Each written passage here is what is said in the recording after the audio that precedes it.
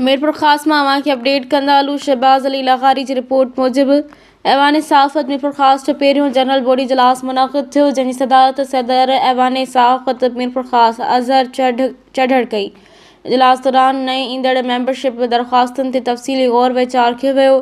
इजलास में फ़ैसिलो कयो वियो त मेंबरशिप लाइ दरख़्वास्त ॾींदड़नि खे आईने मूजिबि ऐवान मूजिबि 3 महीना लाॻापियल फ़रीक़ तौरु इंतज़ार में रखियो वेंदो। उन मौक़े ते समूरनि मेंबरनि खे हिदायतूं कयूं वयूं त हू साल 2026 लाइ इंफॉर्मेशन डिपार्टमेंट जा एक्रीडेशन कार्ड ऐं ज़रूरी दस्तावेज़ मुकमल करे जमा कराइनि। इजलास में नाज़िम जो इज़हार कियो वियो त साल 2026 दौरान मेंबरनि जे मसइलनि जे हल, सहाफ़ियुनि जी भलाई, सैरो तफ़रीह समेत ॿियनि सहूलियतुनि जी फ़राहमी लाइ हर मुमकिन क़दम खंया वेंदा।